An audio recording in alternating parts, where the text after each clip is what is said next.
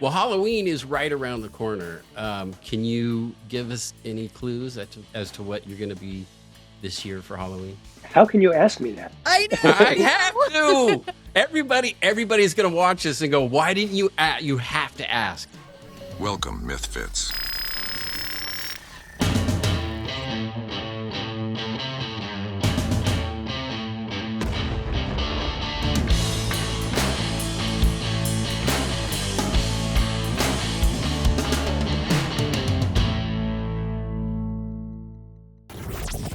Hi there, guys. It's the MythFits again. My name is Kari Byron. And I am Tory, and I cannot believe that this year is almost over. We're already in the fall. Can you believe this? This is like my favorite time of year. I am Me a too. big Halloween fan. I know you are as well. It's also your birthday month. My birthday falls on the day before. I'm October 30th. So Halloween was always, it was like a double like party because it was like my birthday was on the 30th and then the 31st was Halloween. So it was just like, just all go dress up, haunted houses, haunted yards. It was literally my favorite holiday of the year. I always love your costumes. You do a group costume with your wife, and I imagine your kid this year, right? Yeah. Well, last year we went as, you know that show, the docu-series on Netflix, Chimp Crazy. Oh yeah, I was going to mention that. It was awesome. So my wife went as the crazy lady. I went as a chimp, and then I think our daughter we dressed. She was a chimp as well. That was a really good costume. I saw that. I was dying. It was so funny. I loved when my kid was, getting into Halloween costumes when she was little. And there was that transition where it went from like, she would come up with what she wanted. One year early on, her first one that she wanted to create was, she's like, Mommy, I want to be a pink lemur. And I want us all to be pink I remember lemurs. that And I'm costume. like, I can't buy that costume. So I had to make it all. And it was when we were filming. So at night, I would come home with I had bats and bats of pink fur. And I was just I was watching American Horror Story every night. I was so tired and just like sewing and sewing and sewing and sewing. And I made her this cute little costume and then made one for me. But like the fur was everywhere and I was like sneezing and there was pink fur in my nose, pink fur all over my house. And then, slowly turned to princesses. And then after princesses was my favorite time when she's like ready to be scary. I loved scary time when she started getting zombie-ish. She wanted to be like a scary clown with me. Like it was the best. I love doing family costumes. I was really impressed with the lemur suit though. You built two perfectly cool looking lemur suits. Like the fact that you made her one and then you made one for yourself and they matched. It was like, wow, Kari, you got some sewing skills. Yeah, I walking around the neighborhood. She wore this lemur costume all the time for that whole month. Like it was like lemur That's month. So cute. Lemur month. Yeah, but now she's a teenager and I'm like, what are you going to be? And she's like, oh, me and my friend are going to do a group costume. I'm like, that's so cute. What are you going to be? And she's like, I think we're going to be Ratatouille. And I'm like, oh, that's adorable. She's like, yeah, but we want to do like slutty Ratatouille. I'm like, God. What? No. She's like, I don't know. I think maybe I'll be a chef. Get ready. Buckle up. Teenagers, man. I'm like, slutty Ratatouille. What? Oh, my God.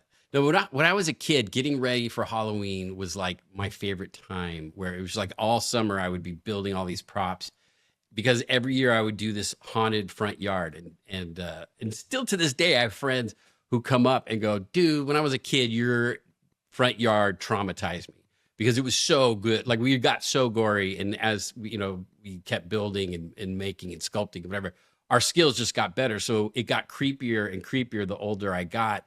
And one point my dad was like, okay, this is getting too good. Like it's really starting to affect the family because you walk out and there's like this bloody little kid, like with a knife, I did all these crazy things.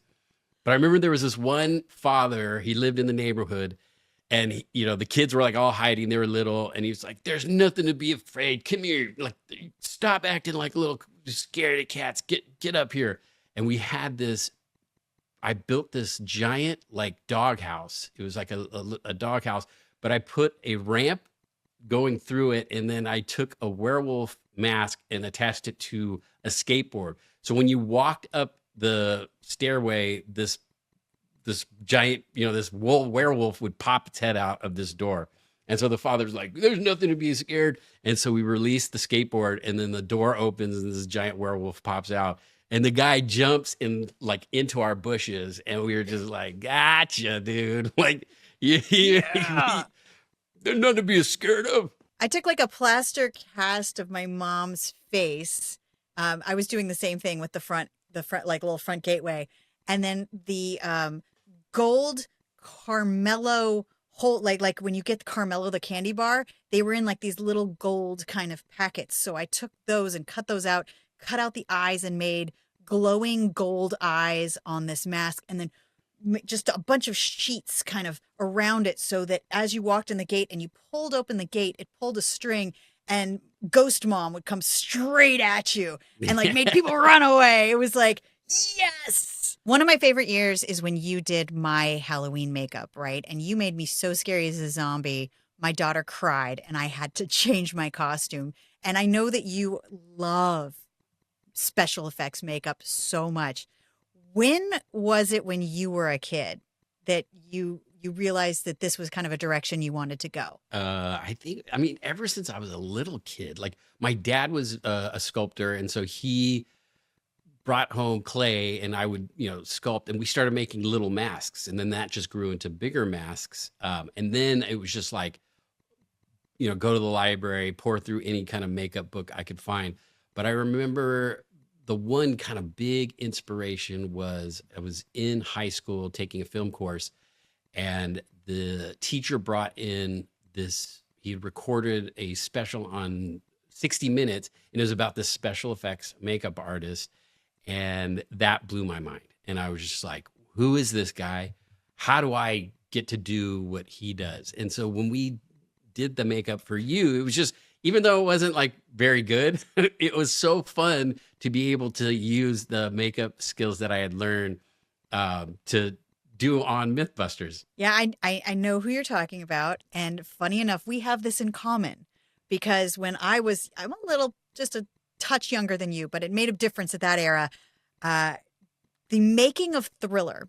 Oh, my parents thought it was too scary for me, and they weren't going to let me watch the video or whatever. But I'm a crafty little kid. So I snuck behind the couch and watched the making of Thriller. And it didn't scare me as much as it inspired me. I was like, this is a job? This is the coolest thing I've ever seen. He's making Michael Jackson and all these actors into zombies, and like the makeup's so cool, and like all the prosthetics that they would glue on their face, that I saw this and was just like, what? Yeah. So I feel like that you and I were both inspired by this man into wanting to get into the careers that we got into, which really led to being on MythBusters, which actually leads us to this conversation on this podcast right now. To your point, the cool part about this whole thing, it's like full circle, right? This guy inspired both of us to get into the industry, and to be able to meet him and then become good friends with him. It's still to this day, like the little, nerdy 12-year-old in me just goes, I can't believe that I know this person, like that we're friends. Like I still geek out. So coming up after the break, this podcast is not for you guys. It's for us. We're going to fan out hard over the legend, Rick Baker. Yeah. I mean, he's won 7 Oscars for makeup. He worked on Star Wars. He worked on Planet of the Apes. He worked on King Kong. I mean, the movies go on and on. He did the Michael Jackson video. I mean, American Werewolf in London. Like, there's just, you can't name them all. There's so many. Octoman. He had a long career. I'm excited to talk to him and ask him like all of my questions. How about you? Oh, dude, I fanboy out on him all the time. So I'm going to try to keep it contained. Try to keep it together. All right, guys, you're in for a treat. All right, Tori, I found something really disgusting on the internet. No way, on the internet? That's crazy. That never happens. I've been trying to prove to everybody that flushable wipes are not flushable. They clog pipes. It's really disgusting, but there have been some insane disasters in sewers and just water treatment plants of just gobs and gobs and gobs of just unflushable, flushable wipes, just clogging up systems. And I just don't go down that rabbit hole. I mean, it's a great idea because it's like it's wet, it gets you cleaner, but it's definitely bad for plumbing. Well, I mean, what if there was like another invention that could actually wash down there? You know, I know there are bidets, but like when you're in Europe, they're all over the place. But if you're here in the United States, you have to purchase a bidet, and it's like a different plumbing. It's a big pain in the butt. But if you just have a regular toilet, no pun intended. Woo! If you have a regular toilet, you can get this device, add it to your regular toilet, and turn it into a bidet. That's right, Tori. The TUSHY is the everyday luxury bidet that instantly transforms your bathroom habits and bottom health for life. 99% of people who wash with TUSHY Wave feel cleaner and fresher after going to the bathroom. TUSHY Wave instantly modernizes your daily routine and bathroom with a super sleek seat, plus 2 separate front and rear nozzles for the most complete clean. Tori, I've actually tried the TUSHY Wave. I gotta say, if you've never tried it, you should. It's gonna change your life. It is definitely up in your game in the bathroom. A-hole is only a dirty word if you don't have a TUSHY Wave. And for a limited time, our listeners get 10% off their first bidet order when you use the code MythFits at checkout. That's 10% off your first bidet order at hellotushy.com with promo code MythFits. That's right. If you want a clean starfish like me and Tori, go use MythFits at checkout.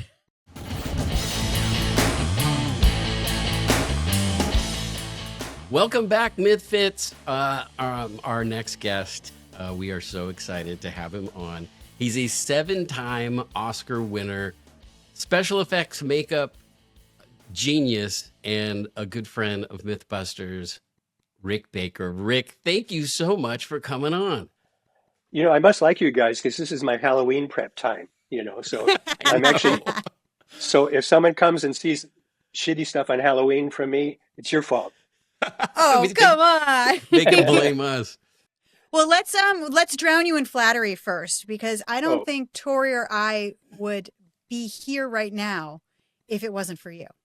You are part of both of our origin stories, because the making of Thriller, which you clearly were a big part of, was what made me want to get into special effects, and it also made me somebody who looked forward to Halloween to do crazy, crazy makeup. So, because of you, I got my internship with Jamie Heineman, and then MythBusters happened, and now I'm here today.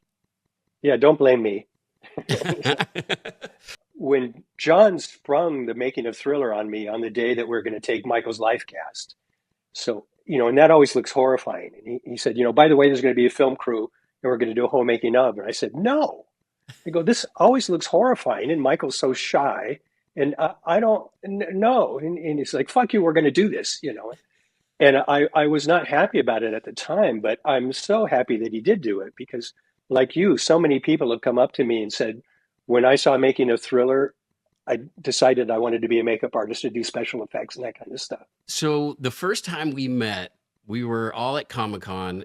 We threw a MythBusters party. And I remember Kari and I showed up, and we walked in, and there was like some B celebrities there or whatever. But I look over and I see you, and I'm just like, oh my God, it's Rick Baker. And I remember Adam going, do you want to meet him? I'm like, absolutely. And so he took me over, and you put your hand out and you're like, hi, my name's Rick Baker. I'm a special effects makeup artist. And I was like, yeah, no shit. You're the reason I'm in this industry. And I remember that moment. I fanned out so hard. And it was just like meeting your heroes. You've been one of my, favorite heroes, and just, you're so generous and nice. And I just, I don't know. I appreciate you and, our friendship. And it's just so awesome to have you on here. But who are you again? I'm Tori Belici from the show, this one show called MythBusters. I remember now. Clearly, your creativity has created innovations that just have lasted on and on and on, at least in practical makeup effects. One that really, really impressed me when I was young was American Werewolf. That was the most amazing transition. And I was wondering if you could give this fangirl some behind the scenes on how you created that amazing sculpture. My second movie was Schlock, which was John Landis's first film. No, Have you seen I have Schlock? seen Schlock. Yes, Okay, I actually yeah. have a VHS copy. Yeah. During the time I was making up Schlock, John as Schlock, he was telling me the whole story. He'd already written American Werewolf. It was my Oh, next wow. movie is going to be American Werewolf in London, this movie that I'd written. And he was telling me the whole story. And it's like, I was fascinated, but it's like, can you just shut up, John, and let me glue your face on, and he would act it out. And, John's hyperactive and really difficult to make up, you know. But he told me the story and he says, he says, it doesn't make sense to me that if you were going to, if your body was going through this metamorphosis into a whole different creature, that you would just sit in a chair like Lon Chaney Jr. and be really still until it all happened. And he goes, I want to show the pain. I want to show the suffering. I want him to be nude and I want him to be able to move around, and it's like, how would you do it? And I go, I have no idea, but I would love to do it. That sounds really cool, And he also said, I want it it's not going to be horror movie lighting. It's going to be in a brightly lit room, like Oh, in a real apartment. it still holds up too. I watched it recently, and it's like I think it's a perfect horror movie because it's horror and comedy, but Mm. the effects still hold up.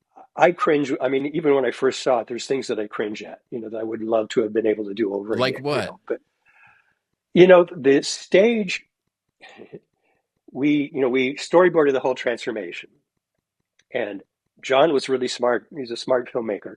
And I said, some of these makeups, especially when he's got the stretched out body and stuff, I go, that's going to be, 6 hours if we're lucky, maybe more.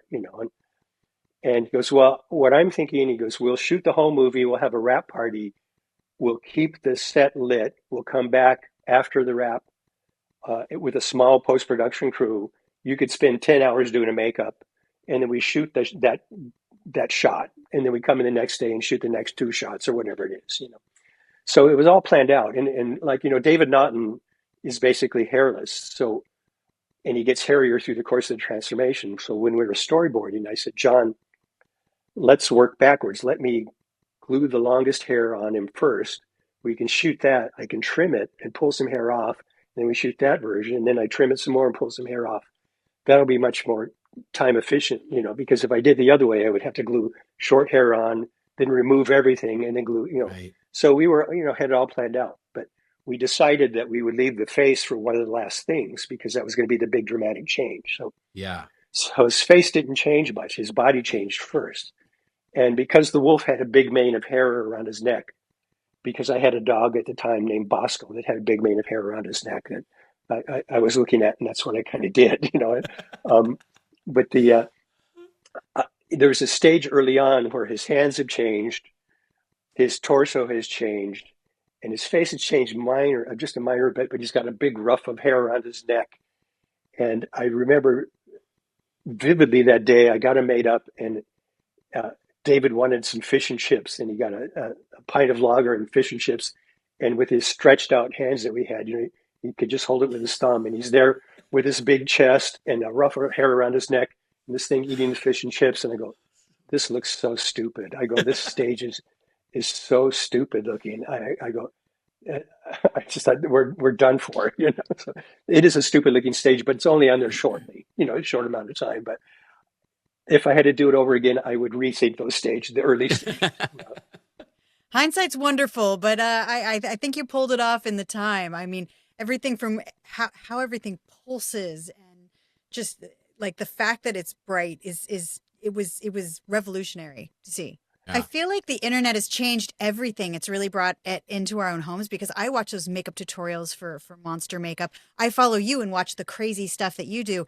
And I think there's all these professional tips like the ones you were just talking about, like painting latex onto different textures and using that for molding your own face. So when you're doing your Halloween makeup, are you doing things that regular people can DIY? Like, do you have any tips for other people doing Halloween? Because you are the king of the Halloween costume. Dude, your Halloween costumes are legendary. Like I feel like we should do like a real quick clip. You know, when the podcast comes out, just do like a series of your makeups, because you make up your entire family. You're all in on it, and like you were saying earlier, it takes months to prepare for Halloween night. Yeah, it's out of control. It's as soon as my firstborn daughter Veronica was born, I made her up. And so they would actually go to school in makeup. So one year she goes, I want to be Marie Antoinette, and I went, Marie Antoinette. I go, oh, that's going to be a hard costume and a hard wig, and she goes, yeah, Marie Antoinette with my head put back on. So I said, all right. Ah, there you So go. yes, you can do some stuff pretty cheaply and reasonably, which is what I did on this one. I actually just did a piece of polyurethane foam that I scissored out to make a little bit of a ledge here, and another one over here, and I coated it with some silicone, platinum pure silicone, and just built up all the junk that was in there. In the case of her going to school in the morning, again, we had to get up early to make her up, and I didn't want to just pour pea soup on her outfit, so she would smell that all day and all that. Right. So for the vomit on her, I actually just colored some latex and poured latex all over that thing and put some chunks in it, on her costume, and then that sets up, and then it's permanent. I love how supportive your family is of you and how you involve your family in your Halloween traditions.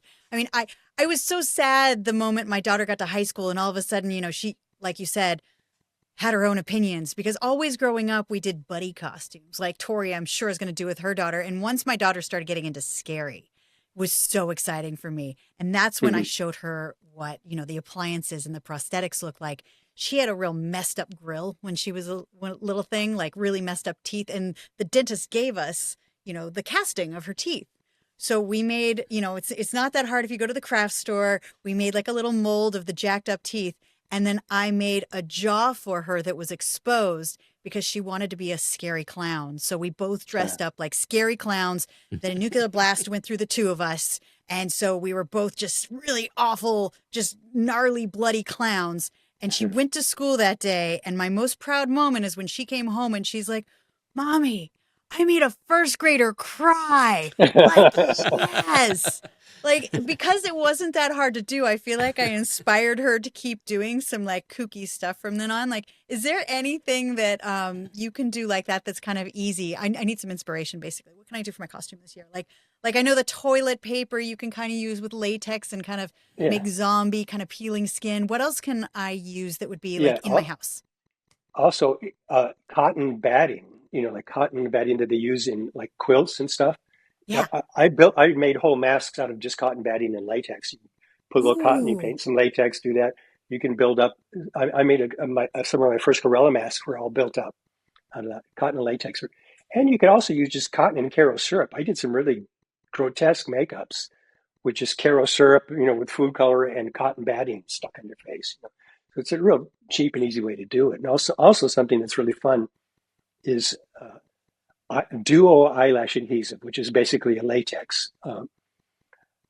You can stipple it on your skin and it dries clear, and then you can like pinch your skin together and it makes a really cool scar.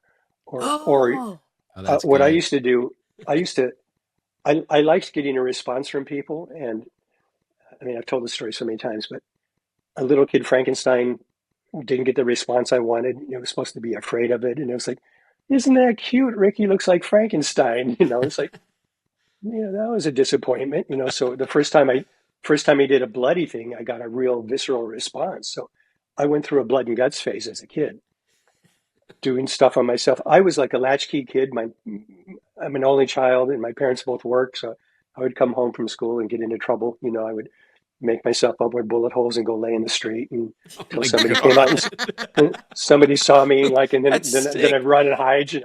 It's so cool that you're not only somebody who does the makeup, but you're somebody who is in the makeup. And I mean, Tori and I have both been in heavy makeup and zombie makeup. How do you not sweat your makeup off? Like, what are some of the tricks for being someone who's underneath the makeup? Well, first of all, I think every makeup artist who does something like this should have it done to themselves, so you know what it's like on the other Mhm. side. I mean, I learned makeup on my own face. I used to do all kinds of crazy shit, wear all day long. Um, and I think it's very important. Same with taking a life mask. If you never had a life mask taken of you, you shouldn't be taking a life mask of somebody else, But back in the day, we only had spirit gum as an adhesive. Like when I did uh, the autobiography of Miss Jane Pittman, a thing, it was a TV movie in the 70s about an old slave, a 102-year-old slave who, during the civil rights movement, goes to the white only drinking fountain. And Stan Winston and I worked on this together. And it was in Louisiana. And at the end of the day, Cicely's makeup was falling off her face. I mean, so hot, so humid, and this a point where you just can't fix it. This so sweaty, it's like gluing a wet sponge on somebody. And the only thing that was holding it on, we in those days we would use spirit gum and we'd use Duo eyelash adhesive around the edges, and the Duo would kind of hold it up some. So that was like about the only thing. And usually they would do the close-ups the last shot of the day, which kept saying, "Do a little close-up first, please." But Right. there was a medical adhesive called 355, which was made specifically, I think, originally for colostomy bags. But it was a silicone, and it was really strong. So that really changed stuff. It would stay on. You could do a makeup with 355. It would stay on all day, no problem. It used to be, like when I did schlock, at the end of the day, the thing was barely hanging on. And Right. you could just pull the appliance off and just remove the adhesive. The 355 days, if you pull the appliance off, you pull skin off with it. Oh, So you would have to use solvents to remove it, which took an hour usually. When you're looking at internet, YouTube, what are the top mistakes that these YouTubers are giving misinformation about that we should avoid? Yeah, I don't know. I mean, there's so many. First of all, I wouldn't use plaster on your face. Maybe plaster bandage if you do it. You have to put a lot of Vaseline or some kind of release on your face. You kind of don't want to do it to yourself because at some point, I know some people, I've tried it too, to cast my own face, but once you cover your eyes, you kind of can't see what you're doing, and it's a little bit right. tricky. You have to understand what an undercut is. And an undercut, I found out the hard way. The very first masks I made were I made on it used to be a model kit called the Visible Head. It was like a clear plastic head that inside was a skull, and inside the skull was a plastic brain, and they had plastic eyes and plastic esophagus and all that stuff. And that was a face with no undercuts because it's a mass-produced toy. So when I'd made a mold, the mold would come. I could pull it off fine. When I was in seventh grade, I did a science fair project uh, on how to make a mask. I said, "Oh, shit, I got to do a science fair project," and I went, "I'll do one on how to make a mask. Then I can do what I want to do for fun and make it my science fair project." And that's when I decided I was going to do a life mask. And that's when I had my dad make the plaster life mask on my face. We only went to here, but Yeah. a nose has undercuts here. Yeah. And undercut is, if you have something that's round. I mean, I had the top part of the mold would come off this way, but if it was down here, it would stick. It wouldn't. You couldn't Right. remove it. Right. It would lock it in. So I had scheduled out because it's something I had to have done by a certain time. I figured out when I had to make the mold. I made the plaster mold. Could not get this thing off. I couldn't get it off at all because it was cut in. It was undercut here. So I found out what an undercut was the hard way, and so I never made that mistake again. But I mean, if you do a plaster life mask of yourself, if you get the plaster back behind your jaw, it goes around. This is an undercut. Yeah. It's really hard to get it off. You might be able to tilt it down and get it off. Before you do anything like that, I would watch more than one YouTube video. Maybe try to find a makeup book that tells you how to do it right, because you don't want to do some of that stuff. So, I mean, I've seen a lot of tricks that I really like when people lay lace and use that to kind of create a texture with makeup and put lace over their eyes and kind of, blend it on in. Are there any favorite do-it-yourself tricks that people are using now for just quick Halloween costumes? well, again, I mean, I really done some cool makeups just with Karo syrup and cotton, cotton batting and food color. And it's not something I would do for a film unless it was a quick shot of somebody just laying there. It may not last all night if you're trick or treating and being very Yeah. active, but you can do some really cool stuff. I mean, the blood stuff is the easiest stuff to do. Yeah. And I mean, I found that out when I was a kid. And you just put blood on something and people respond. Yeah. Um, but yeah, if you don't know what you're doing, you should find out what you're doing first before you do it. That's what I would say. Well, Halloween is right around the corner. Can you give us any clues as to what you're going to be this year for Halloween? How can you ask me that? I know. I have to. You already Everybody's going to watch this and go, "Why didn't you?" You have to ask. I have to ask. Yeah, you can ask. I'm not going to tell. All right, my legend, Rick Baker. How can people follow you so they can see your reveal of your Halloween costume? Like, where can they get more information? I mean, on Instagram at the Rick Baker. I'm going to put the Rick Baker because somebody else had Rick Baker. Though I actually haven't posted. I usually don't post much when I'm making stuff. Yeah, I mean, I definitely will post the Halloween stuff. Well, I'm trying to look in your background to see if there's any reflections, anything that'll give it away. You'd have to look that way, and you can't see it. But also, if you want to learn some stuff, again, my book. Plug it. Yeah, one of the 2 volumes. It's 17 pounds a book, and it's full of cool pictures and stories and stuff. It's too hard to do like this, but it's.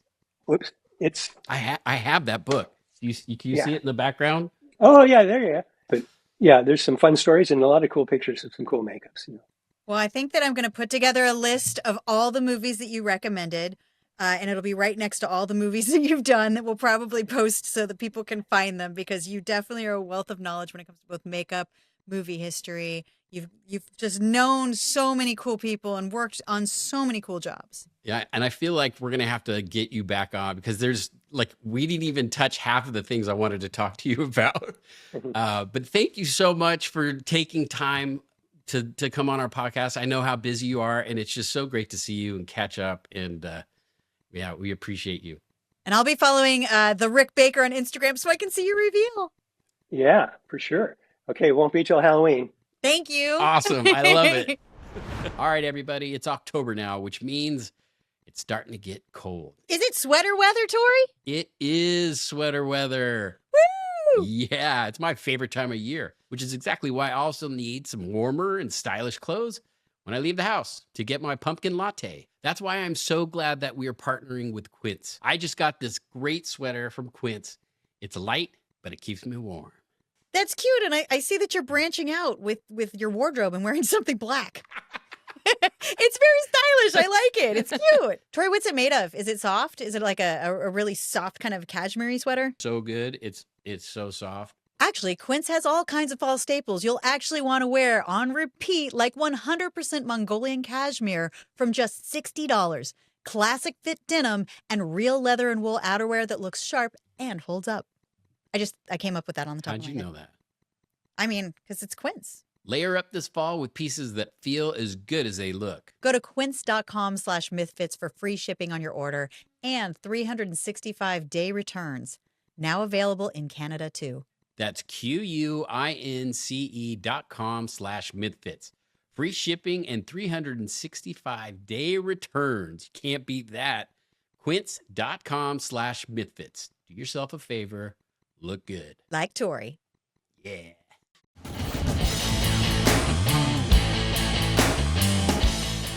Welcome back, guys. Tori, are you? Oh my God, that was Are you just having a moment? I literally could talk to him all day. There were so many questions that I didn't ask. It's just like, I don't know. I'm such a nerd, and I try not to fan out. Before he retired, he used to have these Halloween parties. He had this big studio in Burbank, and it was like the last time he was going to have one of these big parties. And so we went, and he came out. He had 2 costume changes. I mean, it was just like there was tons of people there in costumes. It was like a dream come true. And it's like all his props were all over the shop. I mean, it was like pinching yourself, because you're like, I can't believe that this is actually happening. I can't believe I'm here. I can't believe I know Rick Baker. I'm such a I dork. mean, this Sorry. is one of the reasons that we decided to do this podcast. It was just so that we could be very selfish and talk to the people that we find interesting. It's Right. and to get somebody on who has been that influential on ours and so many lives and the entire industry is just so cool it's so cool for us. Yeah. I remember one time I was at lunch with them and I was like, do people ever just like fan out on you? And he's like you? Yeah. I was like, damn, Rick, that's cold. Yeah, meet your heroes. All right, okay, it's that time of the show now where it's your turn to ask a question. So we have our first video question that's Oh, this is come out. exciting. Yeah, this is exciting. It comes from James Moorhead. So roll the video. Hello, Tori and Kari from the heart of Silicon Valley. I love MythFits, and here is my question. What myth have you busted that you think has had the most significant real-world impact? I could think of a couple, but curious to hear what you have to say. Thanks, James. There's a lot. We've had a couple episodes that have had some serious real world impact. Yeah. For one, when Jamie and Adam tested a car that goes off the road and starts sinking into a Yes. lake. That like, what do you do? How do you escape that car? Like that you can roll the windows down before it completely sinks, because the pressure of the water, if the car sinks, will make it so you can't roll the windows down and you can't get out. So this way it'll sink faster. You hold your breath, but you can swim out of the window. Like there's all these different kinds of tips. And from that episode, I started carrying this little hammer in my car, so if I had to break a window. But there was a news clip we saw of someone in real life used their MythBusters tip and got out of their car. And when they were talking to the news, they're like, no, I saw this on MythBusters and this is what Yes. saved my life.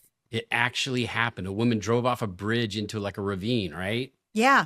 And Yeah. she because of the show, she knew what to do to get out of the sinking car. That's so crazy because the pressure, I remember Jamie and Adam were testing this one, and the pressure of the water was so great that you really couldn't open the door. But yeah, breaking the window or rolling the window down brought water in and then relieved that pressure, and then you could get out the door. We're saving lives. We saved lives on that There've show, been so Kari. many different episodes that had that sort of effect. I mean, the reasons that air marshals can carry guns on airplanes now is because we did the explosive decompression myth, Right. where you shot a bullet and it didn't suck everybody out of the plane. And then I got this one this one comment on Instagram. It said, "I'm retired, so don't come after me, but I was an environmental health and safety specialist. One of my many duties was EHS training. I was the subject matter expert in combustible dust. So I would go to the at-risk sites and do training on dangers and remediation of combustible dust. I always played the Creamer Cannon episode for those facilities. The wow factor from the audience was astounding. This was a time when the nation seemed to be going through a series of combustible dust explosions. Remember, the dust does not have to come from something explosive or even flammable. It's all about the finest size of particulates. Even metal dust can ignite."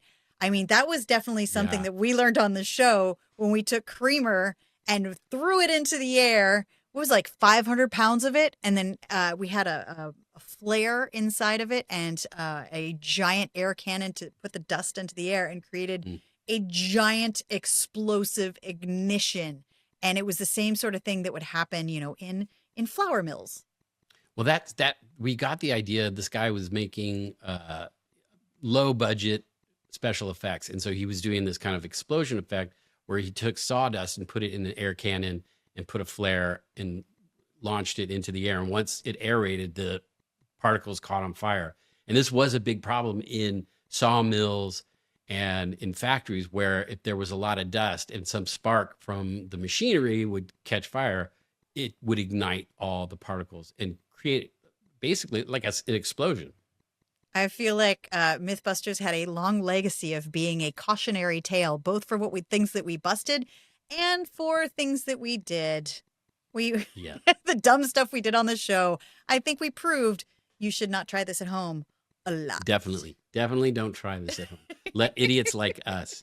Thank you guys for your questions. Please, I loved seeing a video question. It's so cool to see your guys' faces. Yeah. And then we get to bring you guys onto the podcast. So keep those videos coming. Like, that was awesome. Great question, by the way. I guess that's it for us today. We had the most fun with our guest, Rick Baker. Everybody, Baker, baby. Stay weird, MythFits. Stay MythFits out. weird.